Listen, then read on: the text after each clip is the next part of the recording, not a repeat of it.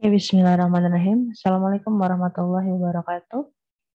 Berjumpa kembali dengan video pembelajaran mata kuliah pengetahuan bahan teknik. Nah, pada video pembelajaran kali ini bahasan kita adalah mengenai perlakuan panas atau heat treatment. Video mengenai perlakuan panas ini akan dibagi menjadi dua bagian. Jadi di bagian pertama ini akan dibatasin hanya pada pemanasan ya. Jadi hardening nanti dipisah ke pertemuan selanjutnya.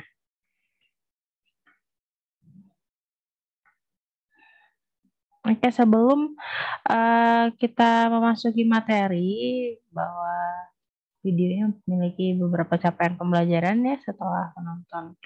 Nah, video ini diharapkan mahasiswa dapat menjelaskan perlakuan panas apa saja yang dilakukan kepada logam beserta tahapannya, serta mengapa perlu dilakukan perlakuan panas itu sendiri.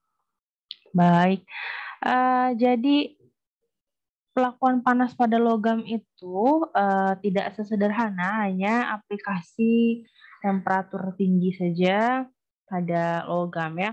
Jadi tahapan pada pemanasan logam itu sederhananya ada 3, pemanasan saat temperatur tertahan, lalu yang terakhir adalah pendinginan. Nah, perlakuan panas biasa dilakukan pada logam nih ataupun alloy metal ya, paduan logam dalam keadaan padat.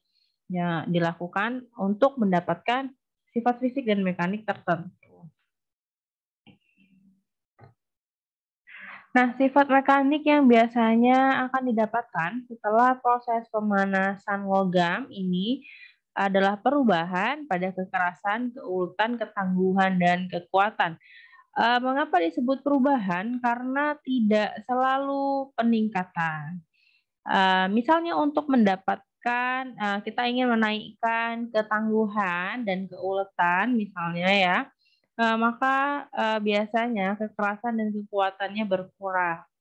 Begitupun sebaliknya ya. Jadi ini saling 4 sifat mekanik ini ya saling terikat, tapi kita tidak menyebutnya untuk meningkatkan ya, tidak selalu untuk meningkatkan sifat mekanik karena ada masanya beberapa sifat mekanik memang diturunkan untuk meningkatkan sifat mekanik tertentu.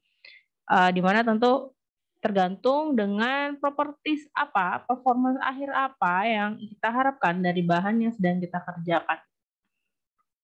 Ada juga di sini mampulas. Nah, mampulas itu bagian dari apa ya, sifat teknologi. Jadi seperti mampulas, mampu kerja ini intinya ya, mampu mesin, mampu dibentuk itu merupakan sifat teknologi yang kita harapkan setelah dilakukan annealing ini ya, jadi meningkat. Nah, kalau ini lebih meningkat biasanya.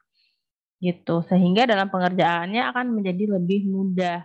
Nah, tadi semua ini bisa dicapai ketika ya mikrostruktur dari bahan berubah ya, propertiesnya berubah. Gitu ya. Nah, seperti tadi udah dibahas nih di slide sebelumnya. Mikrostruktur itu tidak hanya pada logam yang penting ya.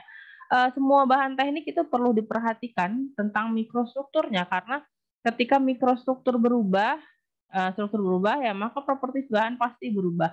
Yang terjadi selama heat treatment ini terutama ini di annealing ya. Ini annealing contohnya ya, tahapan-tahapan perubahan mikrostruktur itu melalui tahapan-tahapan seperti berikut ini. Jadi tahapan pertama adalah di form dari strukturnya terlihat ada retakan-retakan, lalu terbentuklah butiran-butiran baru ya. Ada grain nucleation di tepat pada bagian patahan-patahan dan juga di dalamnya. Nah, ketika grain nucleation tadi menjalar ya, menyebar seperti itu, terbentuklah tahap selanjutnya adalah recrystallization, terbentuk kristal-kristal baru. Nah, bisa dilihat bahwa kristal-kristal baru ini dari ukurannya berbeda nih dengan yang awal ya kan, susunannya juga. Nah, maka setelah terjadi rekristalisasi diteruskan dengan pembentukan grain yang baru. Nah, pembentukan grain yang baru itulah yang akan menyebabkan properties bahan berubah dan bisa menimbulkan performa bahan yang beda juga. Nah, seperti itu tujuan dari kita melakukan heat treatment ini ya. Dari tahapan-tahapannya seperti apa nanti akan kita lihat. Oke, nah ini tadi bahwa ada 3 perlakuan panas itu ya, pemanasannya dulu, penahan temperatur, lalu pendinginan perlahan-lahan ya. Nah, seiring dari 3 proses inilah tadi dari yang deform grain ya, terus grainnya tumbuh di antara pecahan-pecahan, rekristalisasi, terus grain growth yang baru. Nah, itu ya along with 3 proses ini. Oke, nah tahap yang awal adalah tahap pemanasan. Pada tahap pemanasan, benda kerja atau bahan logam yang kita kerjakan itu kita panaskan dengan laju pemanasan tertentu sampai temperatur target pelakuan panasnya nyampe gitu ya. Nah, ketika sudah di titik target perlakuan panas, dilakukanlah penahanan panas atau holding pada temperatur itu sampai seluruh benda kerja memiliki temperatur yang sama sampai dia merata. Jadi dikatakan dia menahan panas adalah fase ketika panas itu menjalar ke semua bagian tubuh gitu si benda kerja tadi. Nah, dan proses pemanasan adalah pemanasan awal dari benda tadi belum dikenakan panas, lalu dia sampai ke titik target suhu kerja yang ditetapkan. Ada satu nih permukaan, lalu ada satu yang sudah mencapai misalnya 1000 derajat Celcius, tapi bagian lain belum 1000 derajat Celcius, maka dilakukanlah holding, penahanan temperatur sampai keseluruhan bahan itu mencapai 1000 derajat Celcius. Sama dia. Oke. Nah, ketika tahapan ini sudah tercapai ya, penahanan ini sudah tercapai, dilakukanlah penurunan temperatur perlahan-lahan. Nah, disebut dengan pendinginan, dilakukan perlahan-lahan dengan kecepatan tertentu. Nah, ini disinilah nanti proses rekristalisasi, pembentukan grain ulang itu terjadi. Nah, secara siklus seperti ini kita bisa lihat siklus suhunya ya. Suhu berdasarkan waktu dengan suhu X adalah waktu, suhu Y adalah suhu. Nah, pemanasan itu seperti ini. Jadi proses pemanasan, penahanan, dan pendinginan itu lamanya seperti apa tergantung dari komposisi benda kerja yang sedang kita kerjakan ya. Dimensinya juga ya karena dimensi kan tadi pada penahanan dicontohkan misalnya di satu sisi sudah 1000 derajat Celcius ya, kalau dimensinya besar ya misalnya benda kerjanya cukup besar ya membutuhkan waktu yang lebih banyak di bagian penahanan panas ini, penahanan temperatur atau holding ini.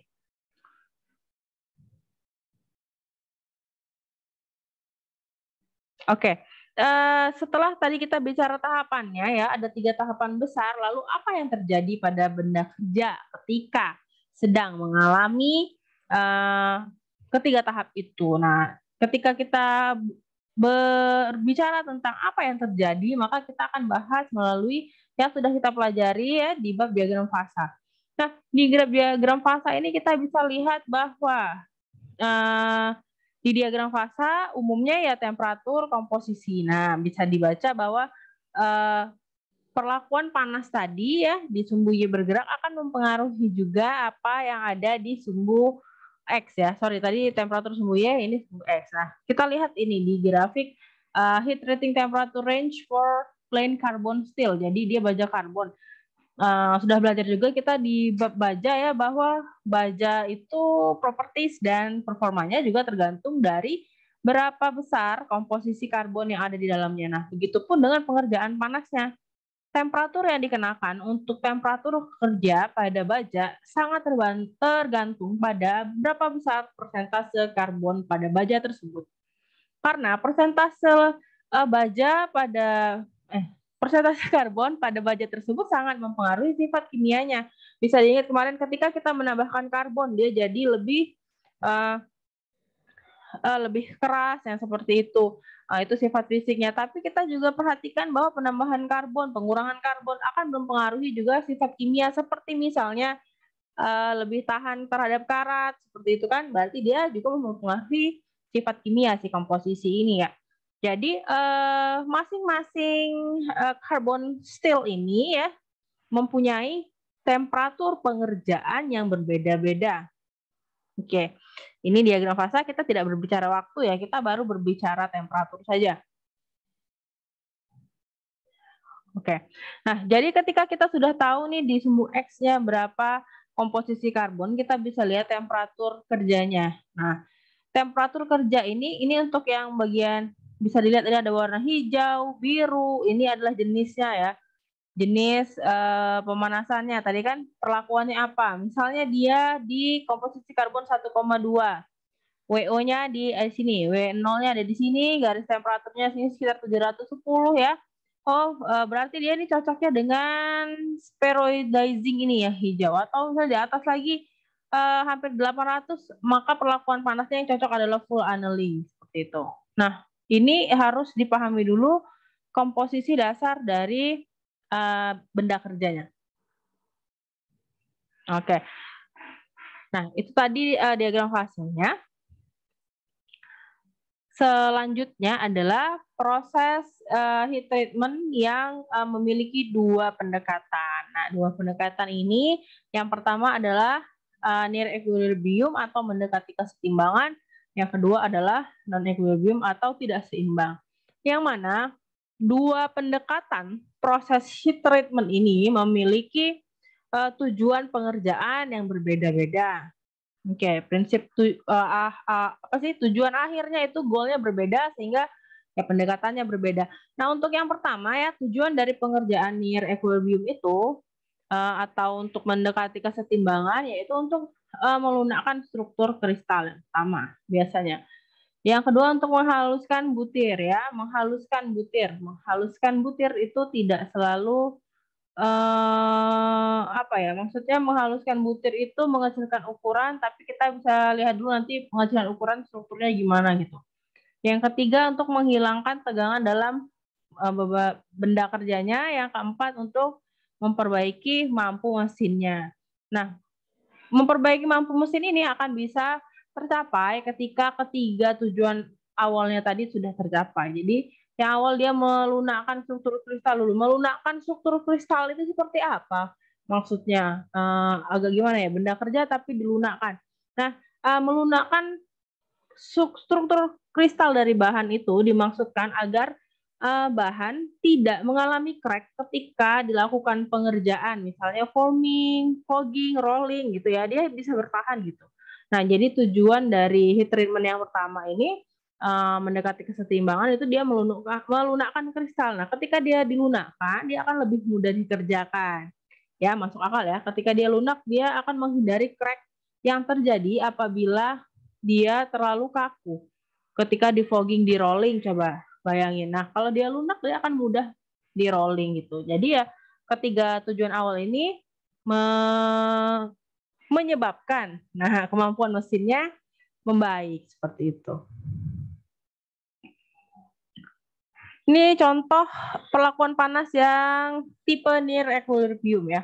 Annealing saja atau full annealing, stress relief annealing, proses annealing, spheroidizing ini tadi ya, normalizing dan homogenizing. Kita lihat. Untuk tipe pendekatan heat treatment yang non equilibrium ya, tadi ya tujuannya berbeda dengan yang awal near equilibrium tadi. Nah, kalau yang tidak setimbang tadi dia untuk mendapatkan kekerasan dan keuletan yang lebih tinggi. Kekerasan dan kekuatan ya, keras dan kuat. Tapi lihat keuletan dan ketangguhannya seperti apa, kita lihat lagi ya. Nah, berbeda dengan karena berbeda nih tujuannya ya, maka beda juga nih perlakuan panas yang diaplikasikan pada tipe non equilibrium ini. Yang pertama adalah hardening. Nah, berbeda sekali ya. Tadi ya di awal yang near kita melunakkan kristal logam, kalau yang ini kita hardening. Oke. Pada video ini kita bahas yang near dulu ya. Ini akan dibahas lebih dalam pada video selanjutnya.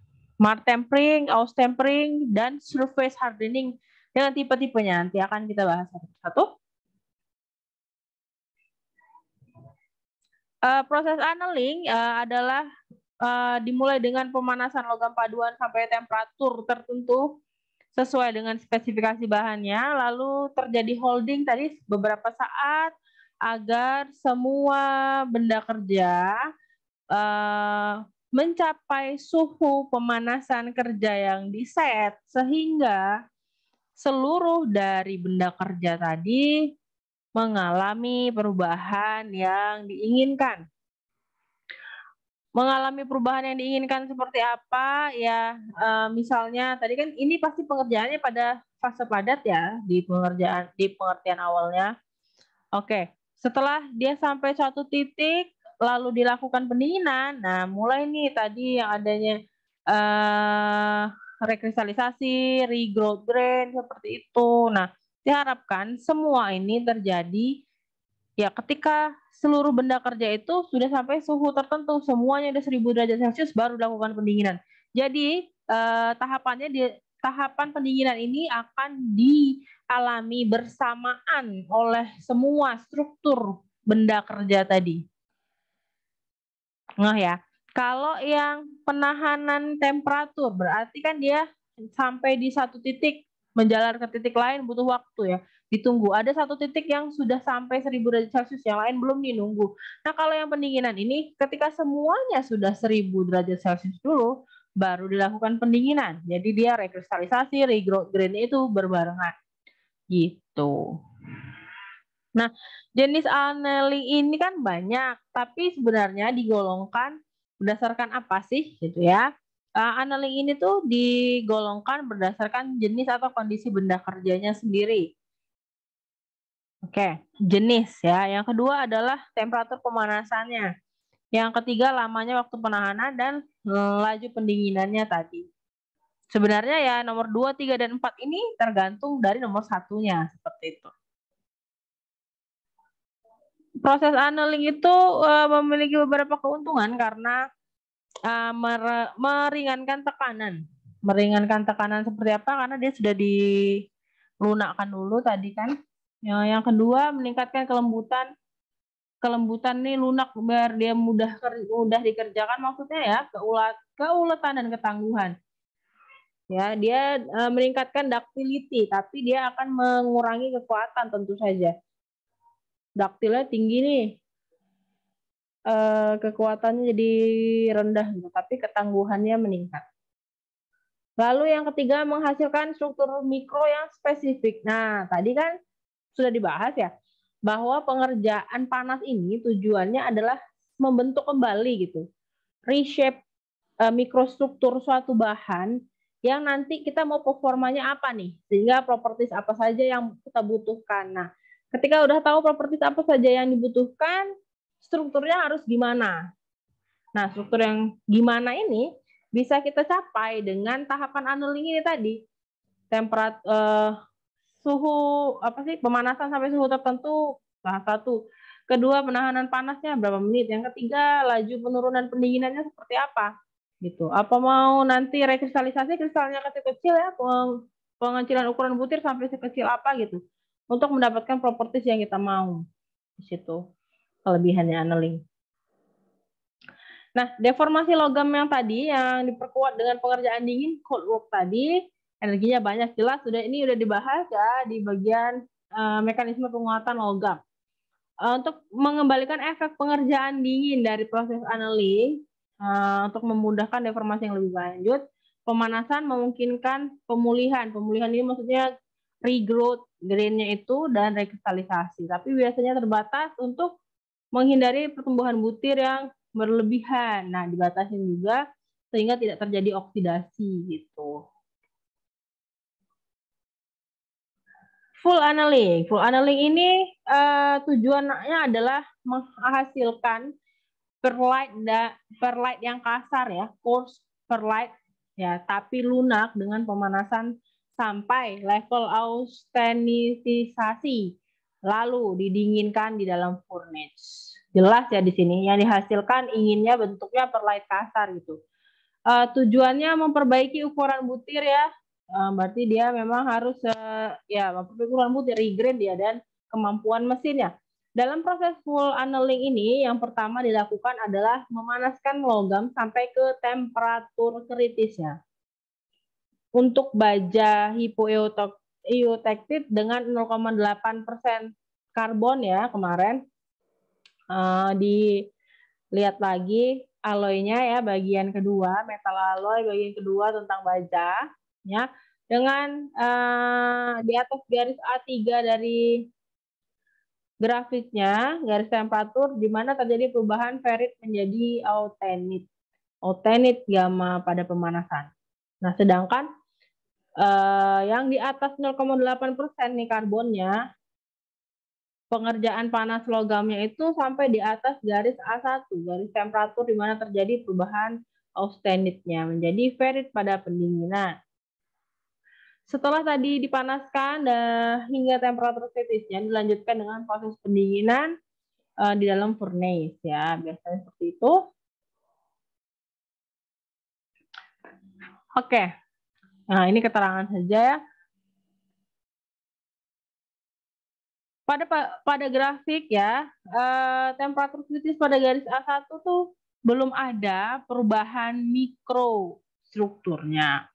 Perubahan mikrostruktur itu baru terjadi ketika temperatur itu sampai di garis atau temperatur A1.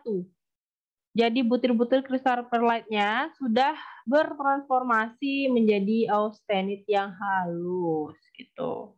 Nah, untuk baja-baja yang hipoeutectic tadi, pemanasan kalau dilanjutkan ke temperatur yang lebih tinggi ya, maka butir kristalnya akan bertransformasi lagi menjadi kristal austenit yang halus tadi. Nah, sedangkan si butir yang kristal austenit yang ada, yang dari si perlit tadi, tidak tumbuh. Lalu perubahannya ini stop sampai nyentuh garis A3. Pada temperatur A3 ini, butir kristal austenitnya halus dan tidak homogen hasilnya. Ya, lihat annealing itu kita bisa tentukan mau mikrostruktur seperti apa. Ya kan? Dengan tadi mengeset suhu, pemanasan sampai berapa, waktu holdingnya berapa, laju pendinginannya seperti apa tadi. Gitu.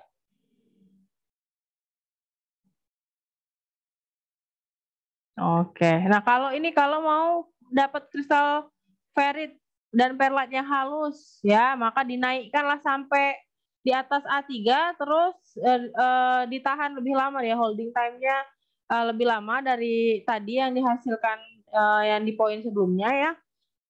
Hasilnya austenit yang lebih homogen dan butiran kristal juga halus, sehingga pas masuk proses pendinginan ya, pendinginan dengan lambat, butir kristal ferrit dan perlite tadi dihasilkan yang halus. Beda kan dengan yang pertama tadi, dia hanya sampai menyentuh garis A3 ya. Nah, kalau yang ini di atas garis A3 terus holding time-nya ditambah, dapat dia austenit yang homogen. Setelah itu setelah pendinginan dia hasilnya adalah ferrit dan perlite yang halus gitu.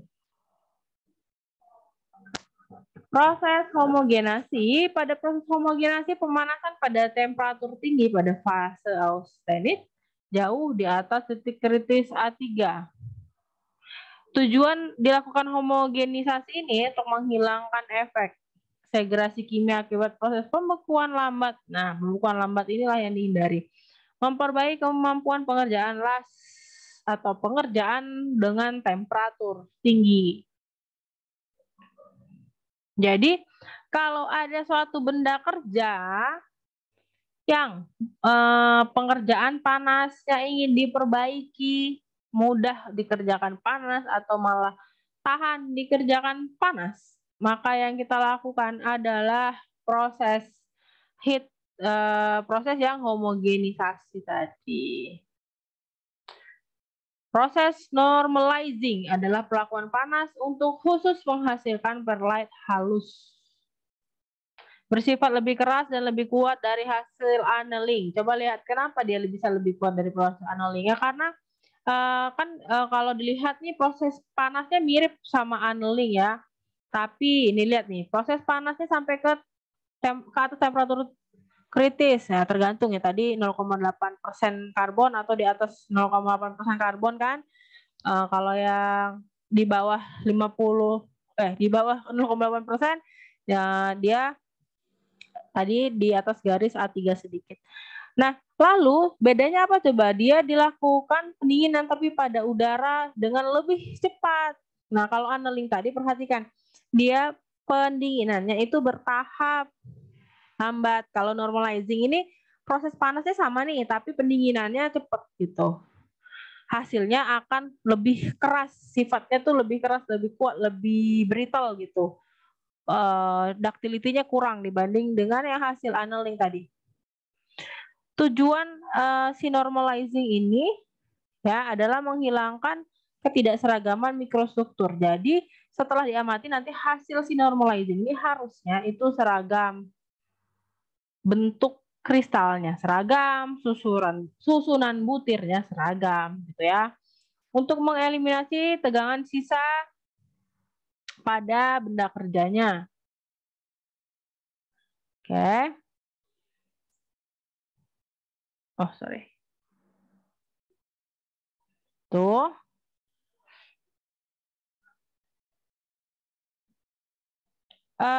Proses tuh tadi ya udah ya normalizing, terus yang selanjutnya adalah spheroidizing. Spheroidizing ini adalah perlakuan panas yang tujuannya menghasilkan karbida dengan bentuk hususon bulat nih dia. Jadi spheroid, makanya namanya spheroidizing. Butirannya itu bentukannya bulat-bulat semua pada matriks spheroidnya. Nah, kenapa dia butuh bentuk bulat-bulat untuk memperbaiki mampu mesinnya pada alloy karbon tinggi? Proses spheroidizing secara sederhana ya bisa dibaca di sini. Tadi awalnya si baja yang hiper ya, ini bukan hipo, berarti dia di atas 0,8 karbonnya. Di annealing dulu, terus setelah strukturnya sudah jadi perlite, lalu dibungkus oleh jaringan semen. Jaringan cemented network ini menyebabkan baja memiliki kemampuan mesinnya rendah. Nah, untuk memperbaikinya itu maka tadi si bungkus perlite itu, perlite dibungkus nih oleh cemented network, atau cemented networknya itu harus dihancurkan dulu. Nah, proses si pembulatan nih, spheroidizing ini dilakukan dengan pemanasan sekitar temperatur A1 bawah atau sedikit di bawahnya dalam waktu yang lama, dalam waktu sekitar 24 jam. Jadi ingat ya, grafiknya X waktu, Y temperatur tadi, dia hampir seperti garis lurus pada proses ini. Tapi X-nya ya lama, dia makan waktunya lama 24 jam. Panjang proses holdingnya, baru pendinginan. Makanya setiap proses beda, setiap bahan pasti beda. Ya. Karena berada pada temperatur yang tinggi dalam waktu yang lama, tadi cemented yang terbentuk hancur menjadi bola-bola kecil berbentuk bola kecil sphere yang disebut dengan spheroidite yang tersebar dalam matriks spheroid-spheroidnya. Jadi tadi dia hancur, jadi kecil-kecil bulat-bulat tersebar di matriks-matriks seperti itu. Oke, selanjutnya adalah ini masih near tadi ya, yang proses near equilibrium ya. Stress relief annealing, proses pelakuan panasnya untuk menghilangkan tegangan sisa akibat proses sebelumnya. Nah, stress relief annealing ya. Jadi setelah dia menerima proses annealing ya, perlu diingat bahwa baja dengan kandungan karbon di bawah 0,3 hipo dia tidak bisa dikeraskan dengan membuat struktur mikronya berupa martensit. Agar kekerasannya meningkat tapi mikronya tidak martensit, dilakukan pengerjaan dingin. Tapi efek dari cold work, tahu ya dari awal juga kita belajar di logam bahwa cold work itu akan menimbulkan tegangan di dalam atau tegangan sisa. Nah, untuk ngilanginnya ini dilanjutkanlah proses pengerjaan tadi ini nih, proses setelah proses annealing misalnya dilakukan proses selanjutnya, tahapan selanjutnya itu stress relief annealing namanya. Gitu. Nah, ini adalah ya grafik X-nya adalah waktu, Y-nya adalah suhu di mana fase-fasenya ini terbentuk. Nih, pada waktu sekian, suhu sekian akan terbentuk. Nah, bisa udah dibaca di fase transformasi ya. Oke. Oke, nah tinggal 2 slide lagi nih, berarti harus jelas ya. Nah, pada kurva pendinginan 1 menggambarkan pendinginan yang sangat lambat. Nih, lihat. Makan waktu panjang banget ya untuk proses pendinginannya. Kenapa? Ya, tadi kan perlahan-lahan karena memang ya annealing kan pendinginannya memang perlahan-lahan ya. Karena baja akan mulai bertransformasi pada titik A1 dan selesai pada A1 aksen, hasilnya adalah perlet kasar kan. Setelah terjadi proses pembentukan perlet kasar ini, transformasinya berlangsung pada temperatur sangat tinggi. Kekasaran si perlet ini sekitar RC 15. Kalau pendinginan lambat, dia akan annealing biasa, ini tuh annealing konvensional, perlahan-lahan. Lalu pada kurva pendinginan 2, pendinginan pada proses isothermal annealing yang dilakukan dengan mendinginkan cepat. Tadi ya, kenapa dia didinginkan cepat? Pada kurva 2 transformasi berlangsung pada temperatur yang lebih rendah dihasilkan perlit yang lebih halus. Tujuannya pendinginan yang lambat untuk dapat butiran yang lebih halus gitu. Nah, pada kurva pendinginan 3 menggambarkan pendinginan yang agak cepat. Agak cepat, jadi dia tidak cepat yang nomor 2 ya. Pada nomor 3 ini contohnya proses normalizing. Proses normalizing ini dibuat untuk dapat perlite atau butiran yang beragam gitu. Tidak satu aja, dia mau beberapa gitu perlite ya. Nah, kalau yang tadi di awal nih yang annealing biasa hasilnya perlite kasar, yang sangat cepat tadi hasilnya perlite halus. Nah, kalau normalizing itu kan dia cepat tapi tidak secepat yang proses nomor 2.